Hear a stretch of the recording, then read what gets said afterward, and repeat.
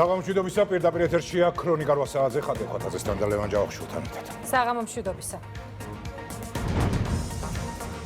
საქართველოს მთავრობის სწორი პოზიცია და ქართული ოპოზიციის მორიგი მარცხი დონალდ ტრამპისა და ქართული ოცნების პოლიტიკის თანხმედრამ ხელისუფლების კრიტიკოსებისთვის მძიმე რეალობა შექმნა.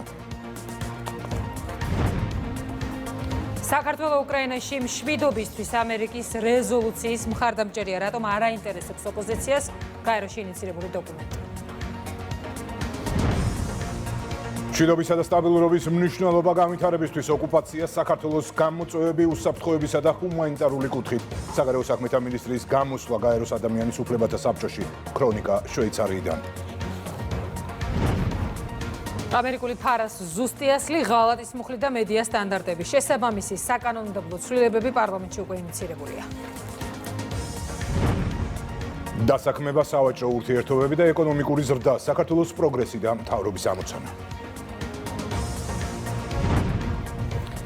საგზური ევროპის ჩემპიონატზე და პრემიერ-მინისტრის ინიციატივა ქართველ კალათბურთელებს უმაღლეს სახელმწიფო ჯილდოზე წარადგენენ.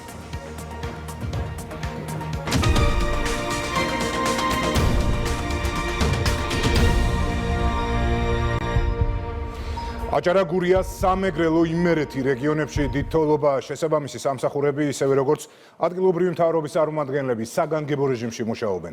განსაკუთრებული დავალება და მითითება გასცა მთავრობის მეთაურმაც. ნალექიანი ამინდი საქართველოში თვის ბოლომდე შენარჩუნდება. გიორგი აბაზაძის რეპორტაჟი. ბათუმში თოვლის საფარი 9 მეტრს აღწევს. გზები ინტენსიურად იწმინდება, მოსახლეობას ბუნებრივი აირი და ელექტროენერგია შეუფერხებლად მიეწოდება. რთული მეტეოროლოგიური პირობების გამო რეგიონში სასწავლო პროცესი 2 დღით შეწყდა. უხვინალექია მაღალმთიან აჭარაში. ტექნიკასთან ერთად გაწმენდით სამუშაოებში მოხალისე მობილური ჯგუფებიც ჩაერთნენ, რომლებიც საკრებულოს წევრებთან ერთად უბნების მიხედვით გადანაწილდნენ. ყველა მუნიციპალიტეტში მობილიზებულია შესაბამისი საგანგებო სამსახურები და მნიშვნელოვანია, რომ როგორც სანაპირო ზოლში, ასევე ყველა ძირითად ქუჩაზე, ყველა ძირითად გზაზე მიმდინარეობს გაწმენდითი სამუშაოები. შემდეგი დღეების განმავლობაში ჩვენ ყველა გავაგრძელებთ საგანგებო რეჟიმში მუშაობას, რომ მინიმალური დისკომფორტი შეექმნას ჩვენს თანამოქალაქეებს. ერთი და იგივე ქუჩისა და ქუჩის მონაკვეთის წმენდითი სამუშაოები რამოდენიმეჯერ უხდება სპეციალურ ტექნიკას, საზოგადოებრივი ტრანსპორტი დაახლოებით 40%-იანი დატვირთვით მუშაობდა დღეს და ხილვადობის შეზღუდვამ, ასევე უსაფრთხოების ნორმებმა გვაიძულა, რომ მაქსიმალურად შეგვეზღუდა მუნიციპალური ტრანსპორტის გადაადგილება. დიდ თოვლობის გამო ბათუმის აეროპორტში გაუქმებული რეისების ნაწილი ქუთაისის საერთაშორისო აეროპორტიდან სრულდება. თოვლისა და ყინვის მიუხედავად დავით აღმაშენებლის სახელობის აეროპორტმა ყველა დაგეგმილი რეისი შეასრულა. მთელი ღამის განმავლობაში მიმდინარეობდა ასაფრენ-დასაფრენი ზოლისა და სამოსლო ბილიკის წმენდა და დამუშავება მოქმედი საწინააღმდეგო სითხით, ასევე საჰაერო ხომალდებს გაუკეთეთ მოქმედი საწინააღმდეგო სითხით შესაბამისი პროცედურები. დიდ თოვლობა იმერეთის თითქმის ყველა მუნიციპალიტეტში, მაღალი ზონის სოფლებში თოვლის საფარი 80 სანტიმეტრია. სტიქიას უწყოთ რეჟიმში ებრძვიან ვანში. 14 ერთეული ტექნიკა მუშაობს, როგორც ქალაქის ცენტრალურ ნაწილში, ასევე ყველა სოფელში მიმდინარეობს სამუშაოები. მთელ რაიონს მიეწოდება გაზი. კომისიაა შექმნილი, სალიკვიდაციო კომისია ჩვენს მუნიციპალიტეტში და ყველანაირად ჩვენს მოსახლეობას შეუქმნით პირობებს, რომ არანაირი პრობლემა შეექმნას. სოფლებში უფრო მეტად დიდი უხვინალექი არის. მიმდინარეობს ნელ-ნელა იწმინდება ყველგან გზები. სტიქიის ზონებში მოსახლეობისგან პრობლემებს კარდაკარ ეცნობიან ადგილობრივი ხელისუფლების წარმომადგენლები. ნომრები ტელეფონის კი გაქვთ ყობასი და ჩვენის და დაგვირეკეთ. მადლობა, დიდი მადლობა. ინტენსიური თოვის გამო შესაბამისი სამსახურები საგანგებო რეჟიმში მუშაობენ გურიაში. ლანჩხუთის, ოზურგათისა და ჩოხატაურის მუნიციპალიტეტებში იწმინდება როგორც ცენტრალური, ისე შიდა საუბნო გზები. რეგიონში შექმნილ ვითარებას ადგილზე ეცნობა მთავრობის ადმინისტრაციის რეგიონებთან ურთიერთობის დეპარტამენტის უფროსი ნიკა ტყემალაძე. მიმდინარეობს აქტიური წმენდის სამუშაოები პირველივე დღიდანვე ჩართულია როგორც მუნიციპალური, ასევე სხვადასხვა უწყებების სპეცტექნიკა და ასევე ჩართულია ცოცხალი ძალაც. მაქსიმალურად ვცდილობთ, რომ უმოკლეს ვადებში იქნეს ყველა პრობლემა გადაჭრილი, ასევე მიმდინარეობს მოქალაქეების საჭიროებიდან გამომდინარე რეაგირება და ყველაფერი იქნება გაკეთებული, რომ მოსახლეობის პრობლემები იქნეს გადაჭრილი. არის ისეთი სოფლები, სადაც ჯერჯერობით ტექნიკის გადაადგილება შეუძლებელია, თუმცა შესაბამისი სამსახურები ყველა სამსახური მუშაობს 24 საათიან საგანგებო რეჟიმში აქტიურ კომუნიკაციაში ვიმყოფებით ჩვენს მოქალაქეებთან. სამწუხაროდ არის გარკვეული რაოდენობის აბონენტები, რომლებსაც არ მიეწოდებათ ელექტროენერგია და ბუნებრივი აირი, თუმცა ენერგოპრო ჯორჯიას და სოკარის თანამშრომლები უწყვეტ რეჟიმში ინტენსიურად მუშაობენ. თოვლის საფარმა ისტორიულ მაქსიმუმს გურიისა და აჭარის ცალკეულ მონაკვეთზე მიაღწია, სადაც სამუშაოში ყველა სახის თოვლწმენდია ჩართული. ქვეყნის დანარჩენ ტერიტორიაზე გადაადგილება შეუფერხებლადაა შესაძლებელი.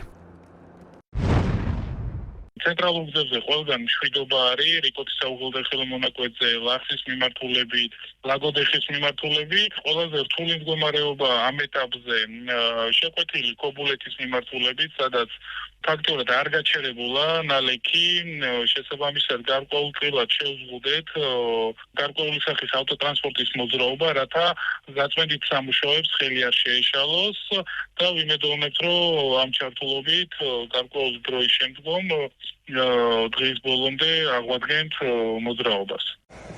ძლიერმა თოვამ პრობლემების შექმნა სამეგრელოში, ფოთში მოსულ უხვნალებს დამატებითი ტექნიკით წმენდნენ. მუნიციპალიტეტებში გზებზე ყრიან ტექნიკურ მარილს.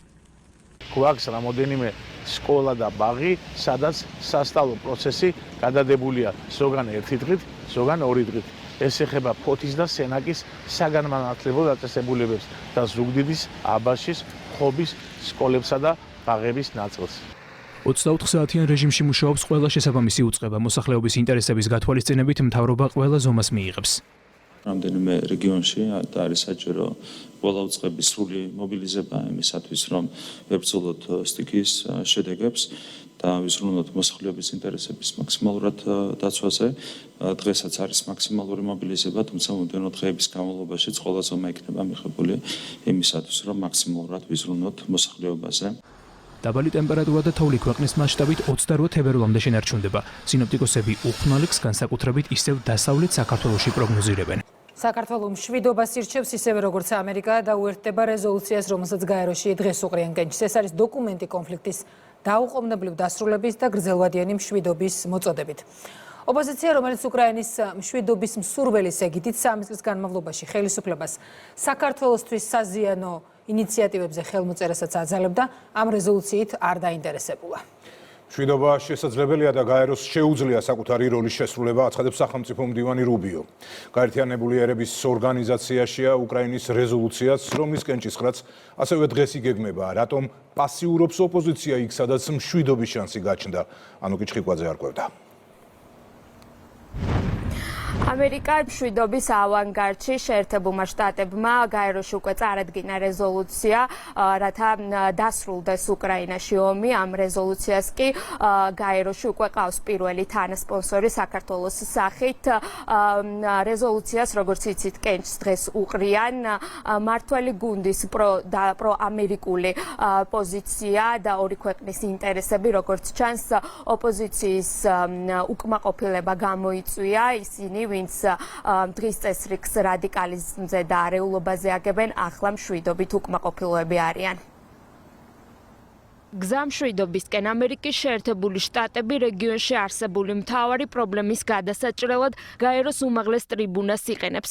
რეზოლუციის, რომლის მიზანიც უკრაინაში ომის დასრულებაა, თანასპონსორი საქართველოა. ომის დასრულების მიზნით შექმნილ დოკუმენტს უპირობო მხარდაჭერა გამოუცხადეს ისრაელმა, უნგრეთმა და ჩრდილოეთ მაკედონიამ. შეერთებულმა შტატებმა გაეროში მარტივი ისტორიული რეზოლუცია წარადგინა და ჩვენ წევრ სახელმწიფოებს მოუწოდებთ მშვიდობისკენ მიმავალ გზას მხარი დაუჭირონ. ამ რეზოლუციის მხარდაჭერით დავადასტურეთ, რომ ეს კონფლიქტი საშინელებაა და გაეროს მის შესრულებაში წვლილი შეტანა შეუძლია.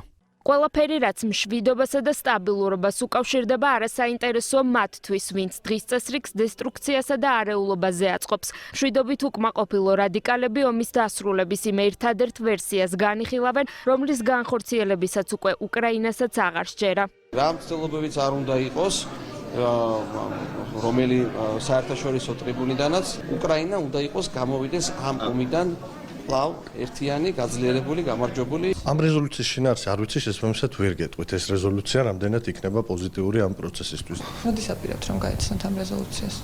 ხმებს, როცა გავეცნობით, ეგ ჩემი საქმე არის. საქართველოს როგორც მშვიდობის რეზოლუციის პირველი თანაინვესტორი საერთაშორისო ასპარეზზე, ისევე იბრძვის მეზობელი უკრაინის მშვიდობისთვის, როგორც საკუთარ უსაფრთხოებაზე. ჩვენი პოლიტიკა ამდენი ხნის განმავლობაში არაფერი სხვა არ ყოფილა, თუ არა მშვიდობის შენარჩუნებისთვის ბრძოლა ჩვენს ქვეყანაში და ჩვენ ასეთივე გვინდა ვუსურვოთ ჩვენს მეგობარ უკრაინას. პრეზიდენტი ტრამპი მის ერთგვარად მისიად მიიჩნევს, რომ მიღწეული იყოს სამშვიდობო შეთანხმება და მშვიდობა უკრაინაში. აქედან გამომდინარე ძალისხმევა, რომელიც მიმართულია მშვიდობისკენ, წარმოუდგენელია, რატომ უნდა იყოს ჩვენთვის მიუღებელი, მაშინ, როდესაც ეს ომი პირდაპირ გავლენას ახდენს მთელი ევროპის რეგიონს. მშვიდობას ალტერნატივა არ აქვს. ქართული ოცნების მთავარი გზავნილი ახლა ამერიკის შეერთებული შტატების ახალი ადმინისტრაციის მთავარ სტრატეგიად იქცა. რეზოლუცია, რომელიც საქართველოსა და ამერიკის ღირებულებებს აერთიანებს, ორ ქვეყანას შორის არსებული ურთიერთობების ახალი ეტაპის სიმბოლოდ იქცევა. ძალიან კარგი იქნებოდა, რომ მომხდარიყო ამ ომის თავიდან არიდება, რაც რა თქმა უნდა შესაძლებელი იყო. ჩვენ იმიტომ ვართ პოლიტიკაში და იმიტომ გვირჩევს ხალხი, რომ საფრთხეები ავარიდოთ ქვეყანას. სამწუხაროა და ძალიან მძიმეა ის, რაც უკრაინაში მოხდა, მაგრამ ცხადია, რომ ეს ყველაფერი უნდა დამთავრდეს. ამერიკის შეერთებული შტატების პრეზიდენტი ყველაფერს აკეთებს იმისთვის, რომ მოხდეს შეთანხმება და რა თქმა უნდა ჩვენ ხარი დაუჭირეთ აღნიშნულ რეზოლუციას. ოპოზიციის ნარატივს, რა თქმა უნდა, ეს მათთვის იქნება მიუღებელი, რეალურად წარმოადგენენ აქ აგენტურულ ქსელს და ესე ვთქვათ, მიყვებიან იმ ხაზს, იმ სწორხაზოვან დესტრუქციულ ხაზს, რომელიც მოდის თავიანთი პატრონებისგან და მათ პატრონებს, როგორც ამერიკის შეერთებულ შტატებში, ასევე ევროკავშირის წევრ ქვეყნებში, საზოგადოება მათ სახელდაგვარებზე კარგად იცნობს. ასე რომ ნებისმიერი დოკუმენტი, რომელიც მოემსახურება რეგიონში და მსოფლიოში მშვიდობას, ჩვენი პოლიტიკიდან გამომდინარე, ყველა დონეზე ჩვენი მხრიდან იქნება მხარდაჭერილი. არ ვიცი, ეხლა თუ გლობალური ომის პარტია ჩვენ მოგუნათლავს როგორც პროამერიკელ ძალას, ეს მათი გადასაწყვეტია, მაგრამ ჩვენ ნამდვილად უჭერთ ხარს იმას, როგორც აქამდეც, რომ მშვიდობა იყოს უკრაინაში, იმიტომ რომ სამწუხაროდ იხოცება ხალხი და აღარაფერს ვამბობთ ინფრასტრუქტურის და ეკონომიკის განადგურებაზე. გზა მშვიდობისკენ დოკუმენტს, რომელიც რეგიონში კონფლიქტის დაუყოვნებლივი დასრულებისა და გრძელვადიანი მშვიდობის წინაპირობაა, კენჭი დღეს უნდა ეყაროს. პარალელურად გაეროში განიხილება ალტერნატიული კიევის რეზოლუცია, რომელიც რუსეთის სანქციებას ითვალისწინებს. საქართველოს საგარეო საქმეთა მინისტრი გაეროს ადამიანის უფლებათა საბჭოს სესიაში მონაწილეობს. მაკაბოჭორიშვილმა ჟენევაში გაეროს ოფისში სხდომის მონაწილეებს სიტყვით მიმართა და აქცენტი ოკუპაციასა და არჩევნებზე გააკეთა. და მაკაბოჭორიშვილმა განაცხადა, რომ ოკუპაციის სიძულებით გადაადგილებული პირებისა და ლტოლვილებისთვის სამშობლოში დაბრუნების უფლების წართმევის ფონზე ოკუპირებულ ტერიტორიებზე ჩატარებული ნებისმიერი ეგრეთ წოდებული არჩევნები უკანონოა და არ გააჩნია სამართლებრივი ძალა, რადგან ის ეწინააღმდეგება საერთაშორისო სამართლის ფუნდამენტურ პრინციპებსა და ნორმებს. კეთი ქარდავა გვერდება. გაეროს გენერალურ მდივანს შეხვდა დღეს საქართველოს საგარეო საქმეთა მინისტრი. ამ შეხვედრის მთავარი თემა იყო ოკუპაცია, რუსეთის ფედერაციის მიერ გადადგმული ის ნაბიჯები, რომელიც სცილდება ყველანაირ საერთაშორისო წესრიგს და საერთაშორისო სამართალს და არღვევს საქართველოს ტერიტორიულ მთლიანობასა და სუვერენიტეტს. ეს ფორმატი ჟენევაში, გაეროში განიხილავს ადამიანის უფლებათა დარღვევის ფაქტებს და მათზე ეფექტიან რეაგირებას. ამ კუთხით კი მოსაყოლი საქართველოს პარტნიორებისთვის მართლაც ძალიან ბევრი აქვს. განვიხილეთ საქართველოში მიმდინარე პროცესები, განვიხილეთ ასევე ის გამოწვევები, რაც დგას ქვეყნის წინაშე. მან ხაზგასმით აღნიშნა, რომ საქართველოს ძალიან სწორი პოლიტიკა აქვს, ძალიან სწორი პოლიტიკით დგამს ნაბიჯებს და ეს არის ძალიან დასაფასებელი. მან კარგად იცის საქართველოში არსებული განვითარებები, პროცესები და კიდევ ერთხელ ხაზგასმით აღინიშნა, რომ საქართველოს ხელისუფლება ძალიან სწორ ნაბიჯებს დგამს იწვევს იმისათვის, რომ ქვეყანაში იყოს სტაბილურობა და ქვეყანას შეეძლოს სტაბილური განვითარება და სწორი ნაბიჯების გადადგმა მომავალში. ოკუპირებულ ტერიტორიებზე არსებული ვითარება ჩვენი ყურადღების ცენტრში ყოველთვის არის და იქნება, რა თქმა უნდა, ის ნაბიჯები, რომლებიც იდგმება უკანონო ოკუპაციის გასაძლიერებლად და სხვადასხვა ნაბიჯებს ხედავთ ჩვენ, იქნება ეს ეგრეთ წოდებული არჩევნები თუ აეროპორტის ამოქმედებისკენ გადადგმული ნაბიჯები, ამაზე ჩვენ უნდა გქონდეს, რა თქმა უნდა, რეაგირება იმ ჩარჩოებში, რა ჩარჩოებსაც საერთაშორისო სამართალი გვაძლევს. დღეს კიდევ ერთხელ აღინიშნა, რომ რუსეთს არ აქვს კონსტრუქციული როლი ჟენევის საერთაშორისო მოლაპარაკებებზე, რის გამოც არ სრულდება ომის შემდგომ დადებული ხელშეკრულება ცეცხლის შეწყვეტის შესახებ და ევროკავშირის მონიტორებს არ ეძლევათ მანდატით დაკისრებული მოვალეობის შესრულების შანსი უკვე ამდენი წელიწადია. ამ თემებზე გაამახვილა ყურადღება საქართველოს საგარეო საქმეთა მინისტრმა, რომელიც დღეს სიტყვით გამოვიდა. მან თქვა, რომ დამოუკიდებლობის აღდგენიდან 30 წელია გასული და დღემდე საქართველოს იბრძვის მშვიდობისთვის, უსაფრთხოებისთვის და სუვერენიტეტის აღსადგენად. ზუსტად 3 წლის წინ რუსეთმა უკრაინის წინააღმდეგ ომი დაიწყო. ეს ომი დღემდე გრძელდება და მას თან ახლავს უდიდესი ადამიანური ტანჯვა და საერთაშორისო სამართლის მძიმე დარღვევები. ეს ომი ნათლად აჩვენებს ადამიანის უფლებების დაცვაზე შეიარაღებული კონფლიქტების დამანგრეველ ზეგავლენას. ნებამომეცით გავიხსენო კიდევ ერთი თარიღი, 25 თებერვალი, 1921 წელს საქართველოს საბჭოთა ოკუპაციის დღე, რომელმაც 7 ათეული წლით შეაჩერა ჩვენი ქვეყნის დემოკრატიული განვითარება. საქართველოს დამოუკიდებლობის აღდგენის დღიდან 30 წელზე მეტი გავიდა, თუმცა გზას კვლავ სუვერენიტეტისა და ტერიტორიული მთლიანობისთვის ბრძოლით განვაგრძობთ. საბჭოსთვის კარგად არის ცნობილი იმ უსაფრთხოებისა და ჰუმანიტარული გამოწვევების შესახებ, რომელთა წინაშეც საქართველოს რუსეთის ფედერაციის მიერ საქართველოს ორი რეგიონის, აფხაზეთისა და ცხინვალის ოკუპაციის შედეგად დადგა. 2012 წლიდან საქართველოს მართლმსაჯულების სისტემის რეფორმირების შედეგად მნიშვნელოვნად შემცირდა ადამიანის უფლებათა ევროპულ სასამართლოში საქართველოს წინააღმდეგ შეტანილი საჩივრების რაოდენობა. 2011 წელს საქართველოს წინააღმდეგ 3045 საჩივარი და 2024 წლის ივლისის მდგომარეობით 175 საჩივარი მნიშვნელოვანი შედეგის დასტურს წარმოადგენს და საქართველოს, როგორც ევროპის საბჭოს წევრი ქვეყნის ისტორიაში ერთ-ერთი ყველაზე დაბალი მაჩვენებელია. გარდა ამისა, ბოლო 10 წლის განმავლობაში საქართველოს შეიქმნა პოზიტიური რეპუტაცია სასამართლო გადაწყვეტილებების შესრულების კუთხით. 104 საქმიდან 86 დაიხურა 2013 წლიდან. ბოლო რამდენიმე წლის განმავლობაში საქართველოს მიაღწია მნიშვნელოვან ეკონომიკურ ზრდას და პროგრესს ინკლუზიური ეკონომიკის უზრუნველყოფის კუთხით. როდესაც კონფლიქტების მშვიდობიანი გზით მოგვარებაზე იყო საუბარი, დღეს პრიორიტეტული გაეროში იყო უკრაინაში მიმდინარე პროცესები და ყველა იმის მოლოდინშია თუ როდის ან როგორ დასრულდება საომარი მოქმედებები უკრაინის ტერიტორიაზე. საქართველოს საგარეო საქმეთა მინისტრი შეხვედრებს ხვალ დილიდან განაგრძობს ჟენევაში და შეხვდება გაეროს უმაღლეს კომისარს ადამიანის უფლებათა საკითხებში. მადლობა კეთი, ეს კეთილან ხარდავა იყო. ხელისუფლება კანონმდებლობაში ღალატის მუხლს აბრუნებს. გამჭვირვალობის უზრუნველსაყოფად კი ამერიკის შეერთებული შტატების უცხოეთის აგენტების რეგისტრაციის აქტს სიტყვით თარგმნის. კიდევ ერთი სიახლე ეხება მედიას და მიზან მიმართულ დეზინფორმაციასთან ბრძოლას. შესაბამისი საკანონმდებლო ცვლილებები ინიცირებულია. მაკუნა აბულაძის სიუჟეტი.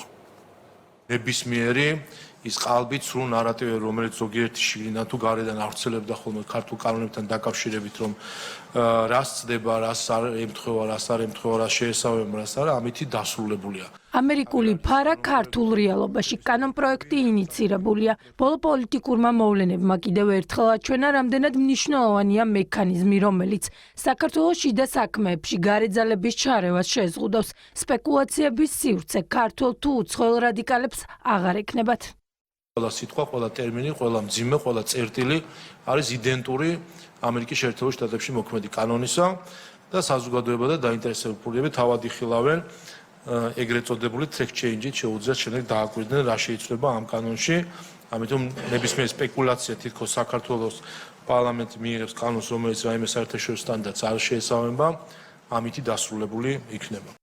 უცხოური ძალა ქართულ პოლიტიკაში, ზეწოლა პოლიტიკური დღის წესრიგის გარედან შედგენა მუქარა, ფარას ქართული ასლი დააზღვევს რისკებს, რომლებიც ჩვენი ქვეყნისთვის დღემდე არსებობს. საზოგადოებამ კარგად დაინახა ბოლო წლების განმავლობაში უცხოური ძალები როგორ ბოროტად ან არამიზნობრივად იყენებდნენ ვითომ კეთილშობილური ბიზნესისთვის სხვადასხვა ორგანიზაციას და პროგრამას და ჩვენი არაერთი თხოვნის თუ მოთხოვნის მიუხედავად ისინი აგრძნობდნენ აბსოლუტურად არანაირ ანგარიშვალდებულობას თუ გამჭვირვალობას საქართველოს მოსახლეობის წინაშე.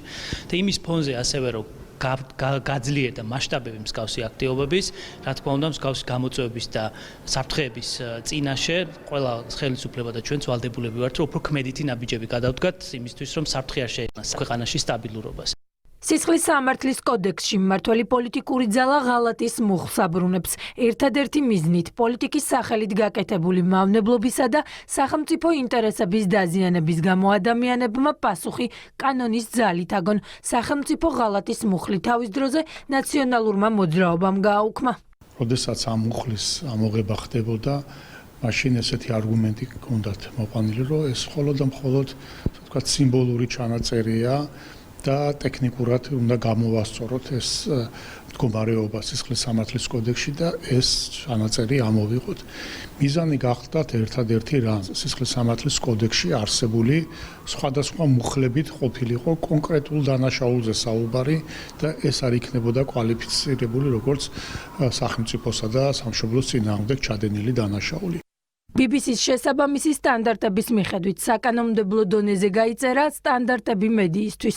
მიზანმიმართული სიცრუის გავრცელება, ყალბი ახალი ამბების, სიძულვილის ენა, პასუხისმგებლობის აღება ტელემაუწყებლებს კანონის წინაშე მოუწევთ. შესაბამისი კომიტეტი განსაზღვრავს დარღვევებს, მხარეებს კი სასამართლოში გასაჩივრების უფლება ექნებათ. ჩვენი მიზანი არის რომ მოვახდინოთ პრევენცია იმ ნიაღვრისა, რომელსაც fake news-ებს ვეძახით ხოლმე და ასე დიდი რაოდენობით მომდინარეობს სხვადასხვა ტელევიზიებიდან. ამომდინარე აქედან ვიღებთ მექანიზმს, რომელიც პრევენციას მოახდენს ასეთი ინფორმაციის გავრცელებისა, ხოლო თუ ასეთი პრევენცია ვერ მოახდენ, რა თქმა უნდა, შესაბამისი პასუხისმგებლობას დაეკისრებათ იმ მედიებს, რომლებიც კანონს დაარღვევენ.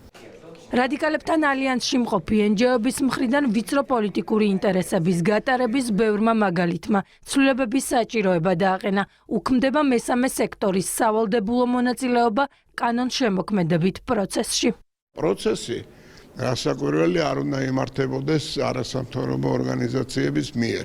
მათ ეს პრეტენზია რატომღაც გააჩნიათ, რომ ისინი უნდა იყვნენ ყველგან, მაგრამ ფაქტი გვიჩვენებს და შედეგი გვიჩვენებს, რომ ეს ყველა შემთხვევაში იყო გამოყენებული დესტრუქციისათვის.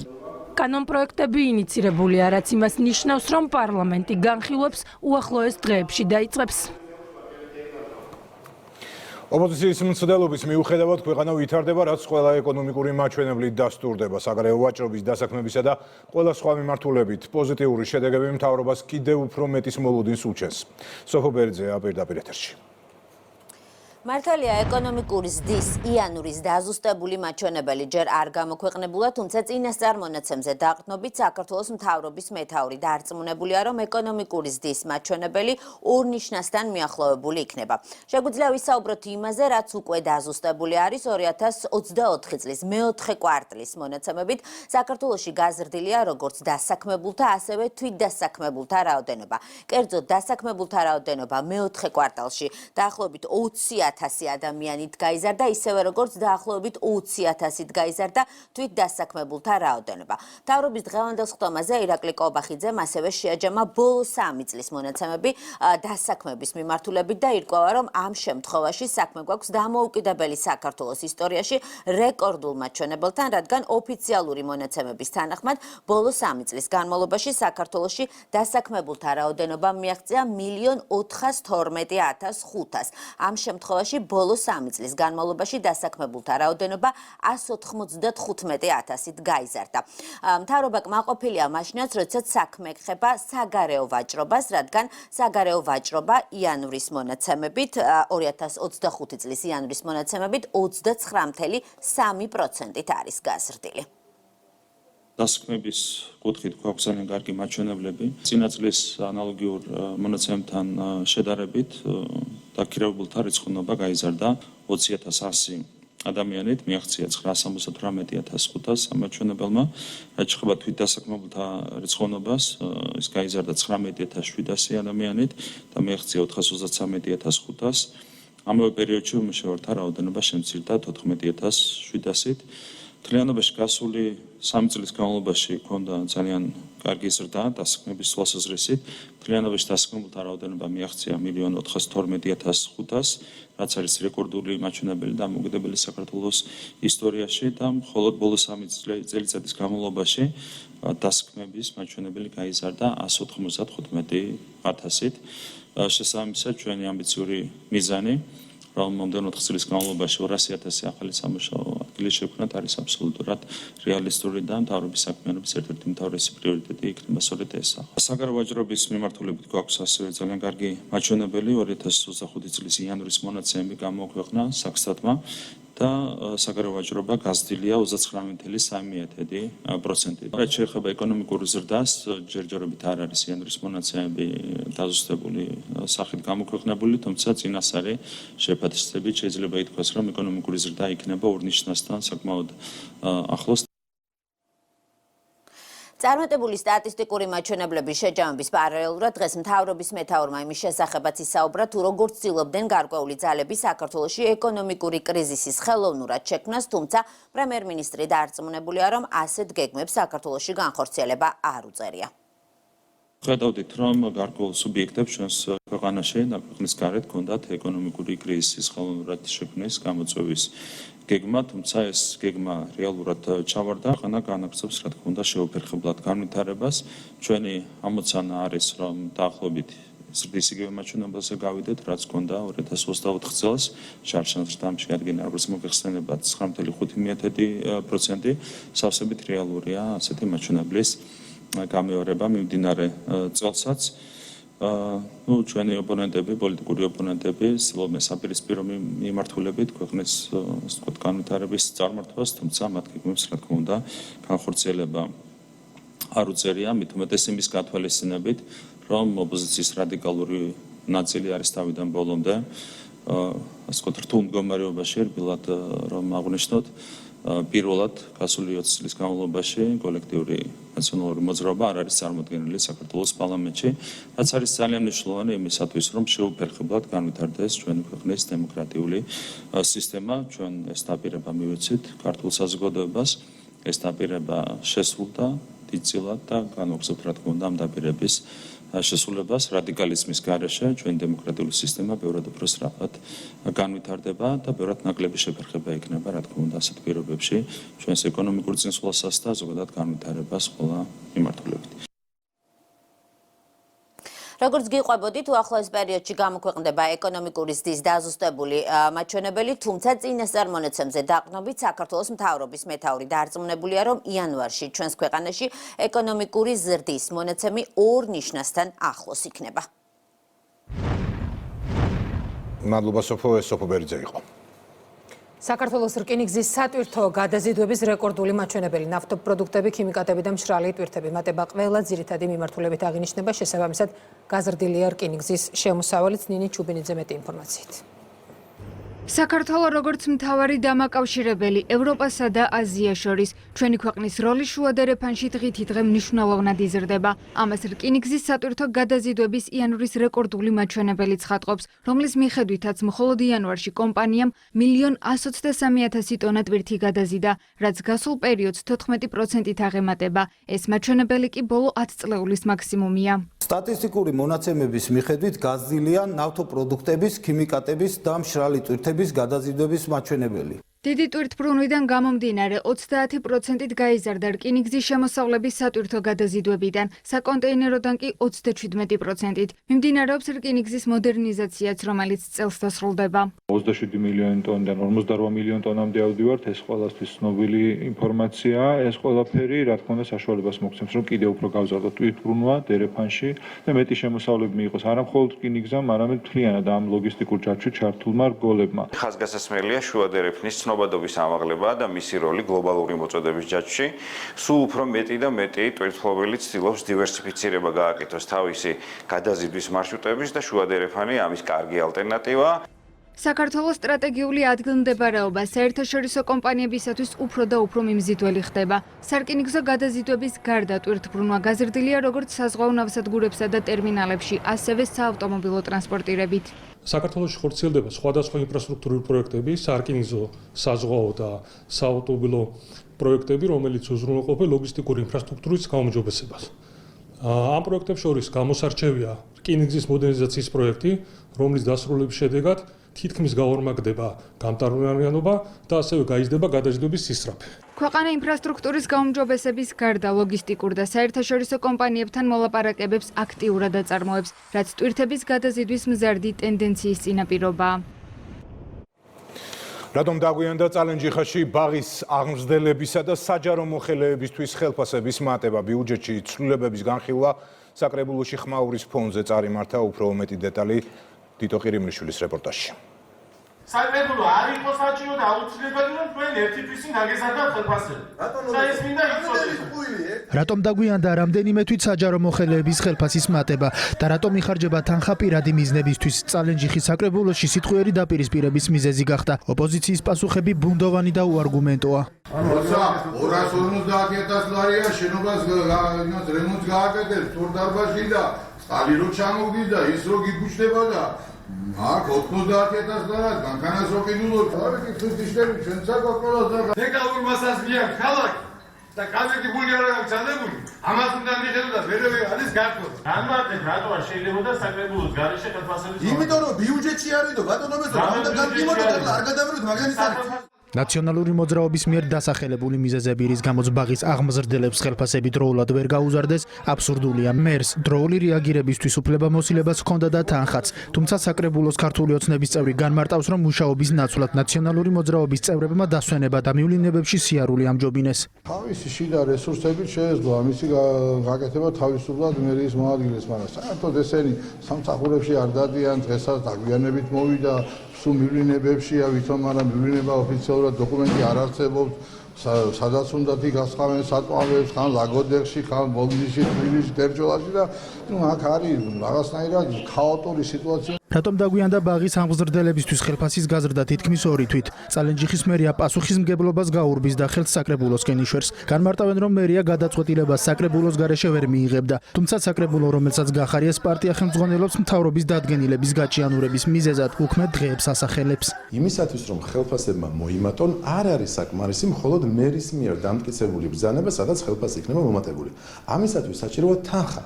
თანხა რომ მიეცეს შესაბამის აიფს უნდა მოხდეს საკრებულოზე გატანა, აი როგორც დღეს მოხდა სხდომაზე და მიღების შემთხვევაში მათ ბუნებრივია გადაარიცხებათ ეს თანხა. დაემთხვა ეს დღეები, რომელიც არასამუშაო დღეები იყო და ამიტომ დღეს რიგარიშეს სხდომაზე განვიხილეთ ეს საკითხი. წალენჯიხის მერიის მსგავსად უპასუხოდ დარჩა საკრებულოს მიმართ დასმული კითხვებიც.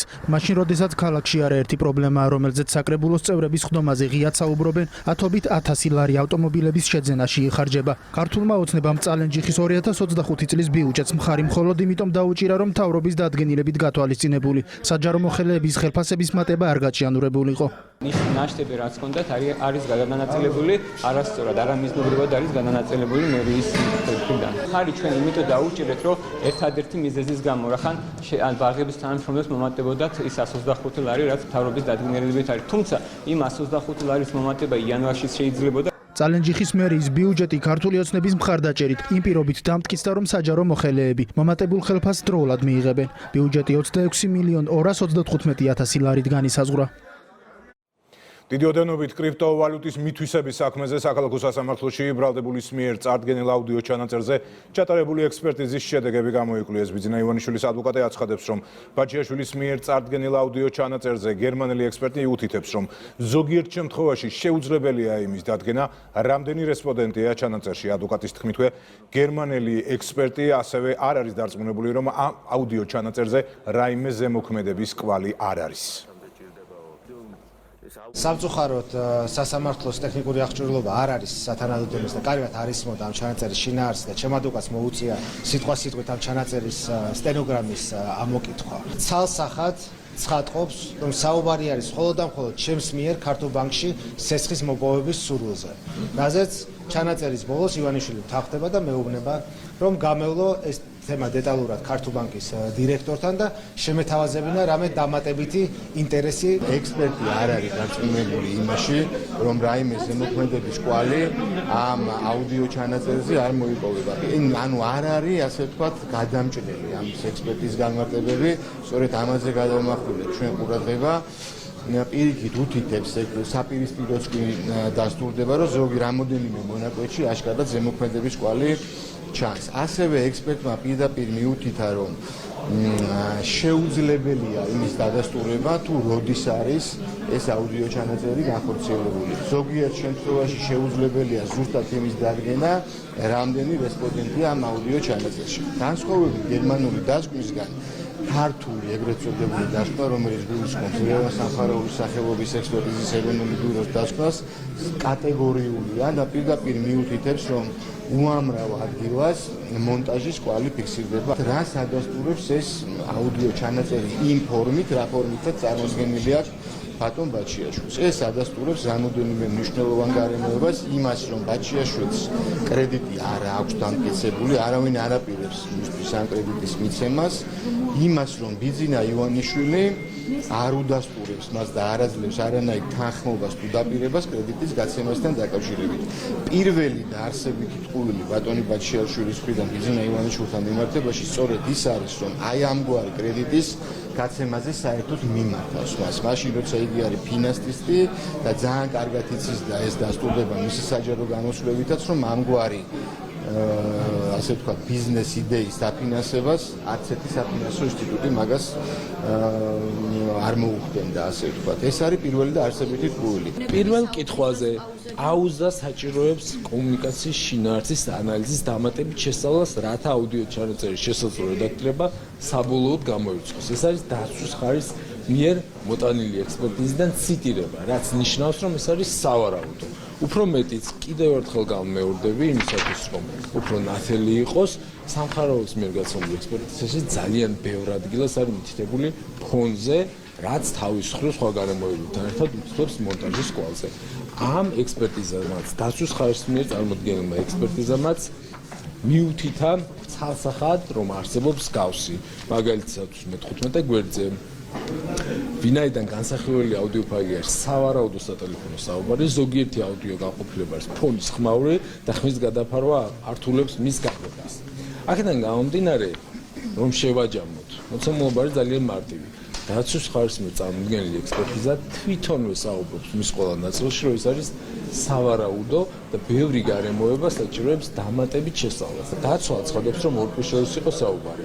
ამის დასტურად მოიტანა ექსპერტიზა, სადაც საუბარი არის, რომ მესამე პირიც იდენტიფიცირდება. ანუ თავის მიერ მოტანილი მტკიცებულება აბათილებს საკუთარ პოზიციას. სპეციალური საგამოძიებო სამსახური პირადი ცხოვრების სამსახური ინფორმაციის უკანონოდ მოპოვების ფაქტზე დაზარალებული ქალის საჩივრის საფუძველზე გამოძიებას აწარმოებს. ამის შესახებ უწყების განცხადებაშია ნათქვამი და აღნიშნულია, რომ დაზარალებულს ერთ-ერთ სოციალურ ქსელში ყალბი გვერდიდან უცნობი პირი წერდა, რომელმაც დაარწმუნდა, რომ მისი ნაცნობი იყო, რომელთანაც წარსულში ინტიმური ურთიერთობა ჰქონდა და პირადი ცხოვრების სამსახური ინტიმური შინაარსის მასალის გადაგზავნას სთხოვდა.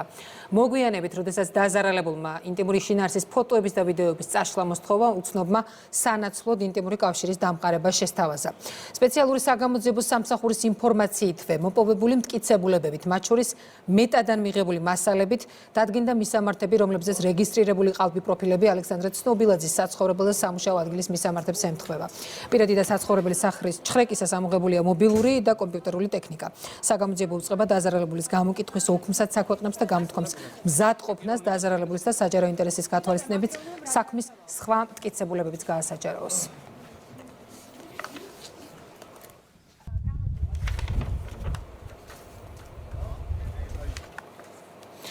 საგრანტო პროგრამა, რომელიც დაცული ტერიტორიების მიმდებარედ მცხოვრები ადამიანების ეკონომიკური მდგომარეობის გაუმჯობესებას ითვალისწინებს ამ დროისთვის ჯამურად უკვე გაცემული 190,000 ლარი ინიციატივა დაცული ტერიტორიების სააგენტოს ეკუთვნის. კივი კუჭავა გიამბობთ.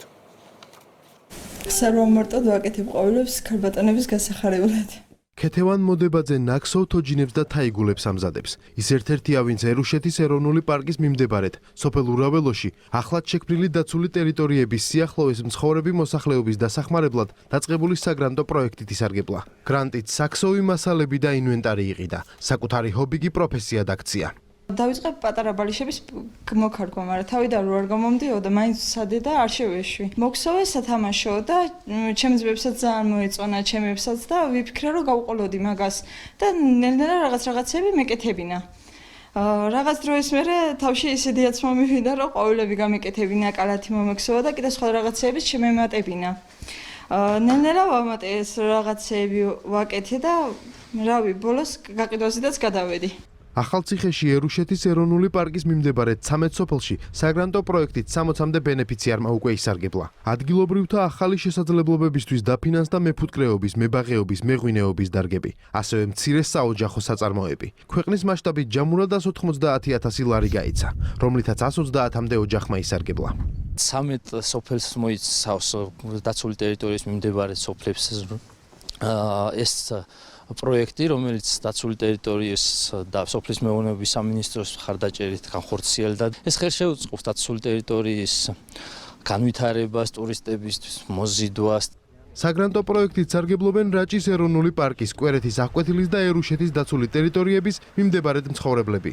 მალე პროექტი გავრცელდება ტანას აკვეთილის მიმდებარე სოფლებშიც. მცირე საგრანტო ინიციატივები, ეს არის სადემონსტრაციო ხასიათის ინიციატივები, რომელიც მიზნად ისახავს საზოგადოებას, სოფლად მცხოვრებ მოსახლეობას, ვაჩვენოთ თუ რა ტიპის ბიზნესები შეუძლიათ განავითარონ დაცული ტერიტორიების მიმდებარედ და შესაბამისად რა ფინანსური სარგებელი შეიძლება მოუტანოს დაცული ტერიტორიების არსებობამ მათ ბიზნეს საქმიანობის განვითარებისათვის. გრანტების პროგრამა იმ ადამიანთა ეკონომიკურ მდგომარეობას გააუმჯობესებს, რომლებიც დაცული ტერიტორიების მიმდებარედ ცხოვრობენ.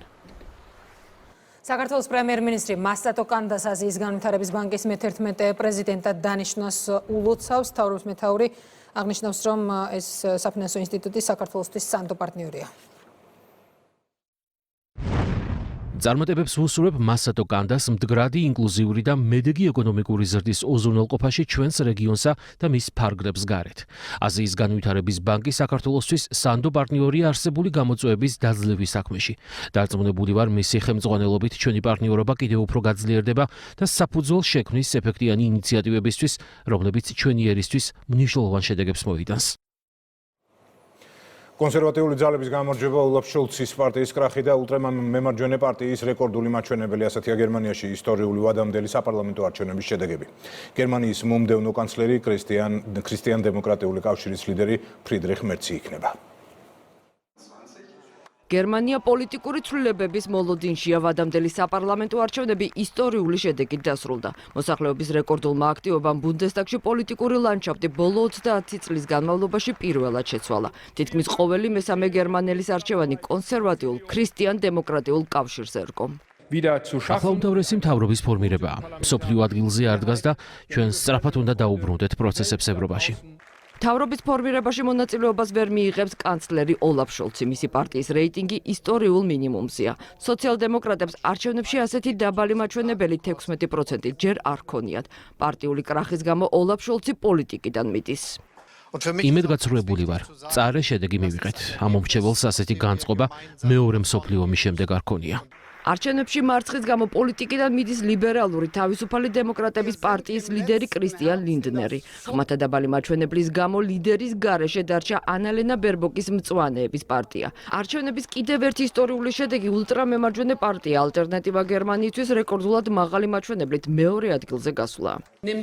ჩვენ ეროვნული პარტია ვართ, ვიმუშავებთ კიდევ უფრო გაძლიერებისთვის, განვაგრძობ დიალოგს ტრამპის ადმინისტრაციასთან. ისტორიული შედეგი ილონ მასკმა პირადად მომილოცა. ილონ მასკმა სოციალურ ქსელში არაერთი მილოცვა გამოაქვეყნა. დაწერა, რომ რეიტინგის ასეთი ზრდის ტემპით ალტერნატივა გერმანიისთვის შემდეგ არჩევნებში უმრავლესობას მოიპოვებს. მასკმა უნგრეთის პრემიერ-მინისტრის მილოცვა გააზიარა. ვულოცა ვალის ვაიდელს და ალტერნატივა გერმანიისთვის პარტიას.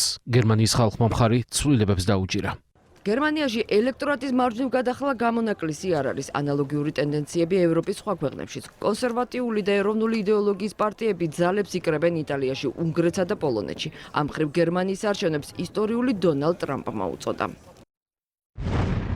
ამერიკის შეერთებული შტატების მსგავსად გერმანელი ხალხიც დაიღალა საღაზრს მოკლებული დღის წესრიგით. ეს დიდებული დღეა გერმანიისთვის.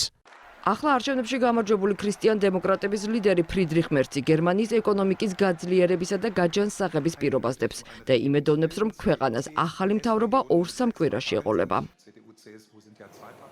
მართვე საჯარო სკოლებში ანზორ ერქომაიშვილის სახელობის საქართველოს ხალხური სიმღერის ანსამბლი თბილისის კლასიკურ გიმნაზიაში პროექტის პრეზენტაცია კონცერტს გამართავს. დედაქალაქის და მუნიციპალიტეტების საჯარო სკოლებში ღონისძიებები მთელი წლის განმავლობაში იგეგმება. სიმღერა მაშინ არის, მარადიული თუ თაობებს მიხვება. ხალხური სიმღერის ბევრი სხვა საიდუმლო ანზორ ერქომაიშვილმა თაობებს უანდერძა. მის მიერ შექმნილი ანსამბლი მართვი ახლა ამ საგანძური საიდუმლოს საჯარო სკოლებში გამართული კონცერტების სახით გაუზიარებს ყველას. პროექტის პირველი კონცერტი თბილისის კლასიკურ გიმნაზიაში შედგა. მართვე არის მედროშე ამ საქმეში და უპირველეს ყოვლისა ჩვენი ინტერესი არის, რომ ჩვენ შევხვდეთ ბავშვებს მოვუყვეთ ანზორ ერქომაიშვილის შესახებ, ანსამბლ მართვეს შესახებ, ქართული ხალხური სიმღერის შესახებ მოისმეს, გაიგებს და ამით ქართული ხალხური სიმღერა კიდევ გაიმარჯვებს. ქართველი ერის სული სწორედ იმ ჰანგებზე, იმ პოლიფონიურ შედევრებზე დგას, რომელსაც დღეს მართვე შეასრულებს და ათმაგად მოხარული ვარ როგორც სკოლის დირექტორი, რომ ამას ეზიარებიან ჩვენი დაწყებითი კლასის მოსწავლეები. არის გამორჩეულად ეროვნული პროექტი, რადგანაც აძლევს შესაძლებლობას ჩვენს ახალგაზრდებს, ჩვენს მოსწავლეებს იამაყონ საკუთარი ენით, საკუთარი ქვეყნით, საკუთარი ფოლკლორით და გამორჩეული ქართული ხალხური სიმღერის მრავალხმიანობით. გიმნაზიის დარბაზში შეკრებილი სტუმრებისთვის საკონცერტო პროგრამა აერთიანებდა ქორეოგრაფიულ ნომრებსა და უძველესი საკრავების თანხლებით შესრულებულ ხალხურ სიმღერებს. სცენაზე სტუმრებს მალე კლასიკურ გიმნაზიასთან არსებული ბავშვთა ფოლკლორული გუნდი ბინულიც შეუერთდა. კლასიკურ გიმნაზიაში არსებობს მრავალი წელი უკვე ბავშვთა ფოლკლორული გუნდი ბინული, რომელსაც წარმოვადგენთ და ძალიან სასიხარულოა, ბუნებრივია ჩვენთვისაც ამ ღონისძიებაში ჩართულობა. ჩვენთვის მართვისთვის ეს ძალიან დიდი мотиваცია არის. ჩვენ ხალხურ ანსამბლ მართვეს გაიცნობს ბევრი სკოლა და ბევრი ბავშვი. უნდა ამ ბავშვებმა ქართული ხალხური სიმღერა ისწავლონ. 47 წლის ანსამბლი მართვე ისტორიულ მისიას აგრძელებს. ქართული საგანძურის დასაცავად და თაობებისთვის გადასაცემად დედაქალაქისა და მუნიციპალიტეტების საჯარო სკოლებს მართვე მთელი წლის განმავლობაში ესტუმრება.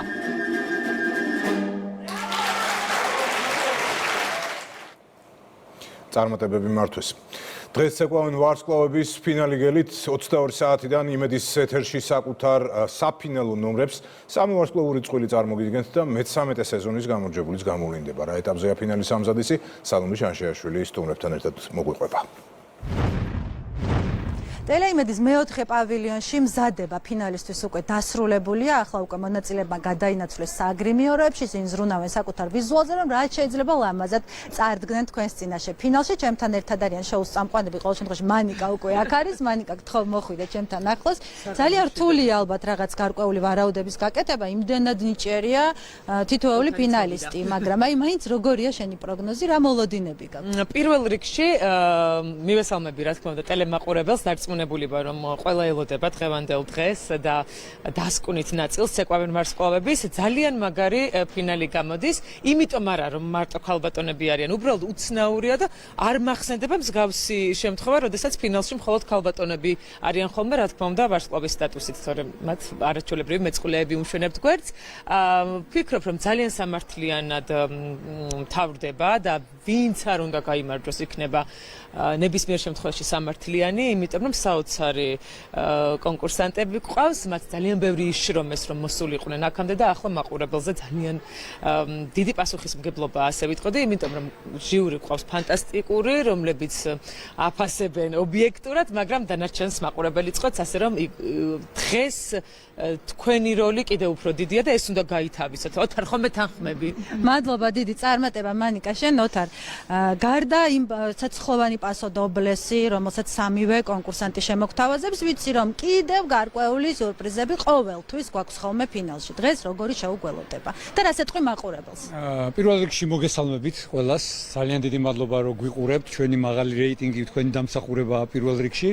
ახლა სიურპრიზი აღარ გამოვა. მე რო ვთქვა დღეს რა გველოდება პასადობლის გარდა და ამიტომ არ ვიტყვი. მაშინ მოდი მაყურებელს მივმართოთ. დღეს ძალიან მნიშვნელოვანია მათი როლი. დღეს ძალიან მნიშვნელოვანი დღეა. მოკლედ მე ვიცი რომ ყველა თქვენგანს ყავს თავისი ფავორიტი წყვილი და არ დაგეზაროთ. ახლავე შეგიძლიათ უკვე დაიწყოთ დამესიჯება, დარეკვა. რა თქმა უნდა, ყველას თქვენი სიმპათია გაქვთ, ყველას თქვენი გემოვნება გაქვთ. მეც მყავს ჩემი ფავორიტი წყვილი, მაგრამ ამას ვერავინ ვერასდროს გაიგებს თვითონ წყვილის გარდა.